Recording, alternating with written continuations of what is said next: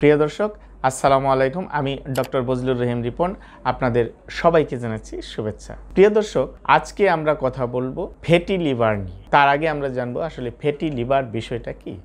আমাদের লিভারে যখন অতিরিক্ত চর্বি জমে তখন সেটাকে আমরা ফ্যাটি লিভার বলি, এবং এই ধরনের ফ্যাটি লিভার হওয়ার দুই ধরনের কারণ আছে। একটি হচ্ছে অ্যালকোহল বা মদ্যপান করার কারণে, সেটিকে আমরা বলি অ্যালকোহলিক ফ্যাটি লিভার ডিজিজ। আরেকটি হচ্ছে অ্যালকোহল বা মদ পান ছাড়াই লাইফস্টাইলের কারণে যেটি হয় সেটাকে বলি non alcoholic fatty liver disease. এবং এই ফ্যাটি লিভার ডিজিজ আপনার সারা বিশ্বে কিন্তু দিন দিন বেড়েই চলেছে। প্রায় প্রাপ্তবয়স্ক মানুষদের মধ্যে 30 থেকে 35% মানুষের মধ্যে কিন্তু এই ফ্যাটি লিভার দেখা যায়। এবং এই ফ্যাটি লিভার হলে আমাদের সাধারণত কি ধরনের ক্ষতি হতে পারে সেটি আমাদের সকলের জানা দরকার। যেমন ফ্যাটি লিভারের কারণে আমাদের লিভারে ইনফ্লেমেশন বা প্রদাহ হতে পারে, ফ্যাটি লিভারের কারণে আপনার লিভার সিরোসিস হতে পারে, ফ্যাটি লিভারের কারণে আমাদের লিভার ফেইলিওর হতে পারে, এবং একটা পর্যায়ে যে লিভার ক্যান্সার পর্যন্তও কিন্তু হতে পারে। সুতরাং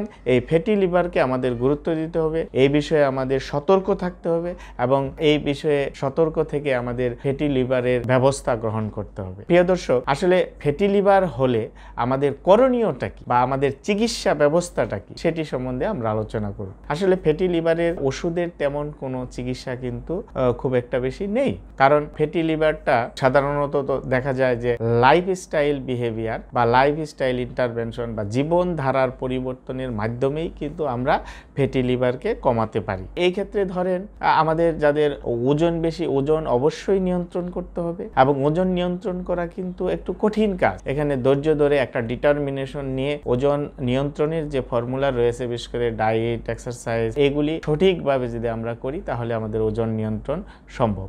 এবং আমাদের স্বাস্থ্যকর খাবার খেতে হবে এবং অস্বাস্থ্যকর খাবারগুলিকে পরিহার করতে হবে।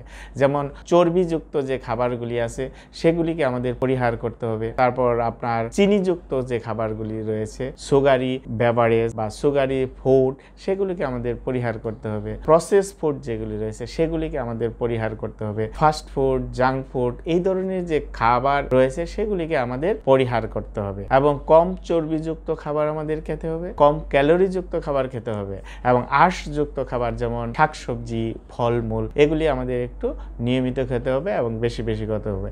কারণ এগুলির মধ্যে আমাদের আঁশ থাকে, ভিটামিন থাকে, মিনারেলস থাকে, যেগুলি আমাদের ফ্যাট কমাতে খুবই কার্যকরী ভূমিকা পালন করে। এবং স্যাচুরেটেড ফ্যাটকে অ্যাভয়েড করতে হবে। হ্যাঁ, আনস্যাচুরেটেড ফ্যাট, গুড ফ্যাট যেগুলি আছে সেগুলি আমরা খেতে পারি। এবং সাথে যেটা করতে হবে, আমাদের এক্সারসাইজ করতে হবে। এখন কি ধরনের এক্সারসাইজ আমরা করব, কত সময় ধরে করব, এই এক্সারসাইজের ফ্রিকোয়েন্সিটা কেমন হবে, ইন্টেন্সিটিটা কেমন হবে, টাইপটা কেমন হবে, এগুলি কিন্তু আমাদের জানতে হবে। এর জন্য আমাদের যেটি করা প্রয়োজন, আমাদের এক্সারসাইজ ফিজিওলজিস্ট অথবা এক্সপার্ট ফিজিওথেরাপিস্টের পরামর্শ নিয়ে আমাদের এক্সারসাইজটা ডিজাইন করে রেগুলার আমাদের করতে হবে।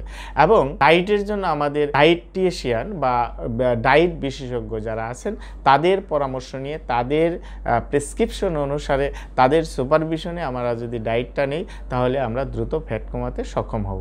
আরেকটি বিষয় আমাদের গুরুত্ব দিতে হবে, সেটি হচ্ছে যে আমাদের পর্যাপ্ত পরিমাণ ঘুমাতে হবে। কমপক্ষে 7 থেকে 8 ঘন্টা আমাদের ঘুমাতে হবে, কারণ ঘুম কিন্তু আমাদের ওজন নিয়ন্ত্রণ এবং ফ্যাট রিডাকশনে অনেক হেল্প করে। সুতরাং আমরা যদি এই লাইফস্টাইলগুলি বা জীবনধারার পরিবর্তনগুলি সঠিকভাবে মেইনটেইন করে চলি তাহলে কিন্তু আমরা সহজেই আমাদের লিভারের ফ্যাট কমিয়ে ফেলতে পারি।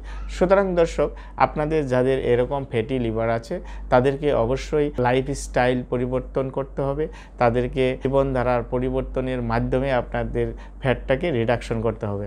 এবং আপনার লিভারের কন্ডিশন জানার জন্য লিভার ফাংশন টেস্ট বা আল্ট্রাসোনোগ্রাফি মাঝে মধ্যে করে দেখতে হবে আপনার লিভারের পজিশনটা কেমন আছে, এবং প্রয়োজন হলে আপনি অবশ্যই চিকিৎসকের পরামর্শ নিতে হবে।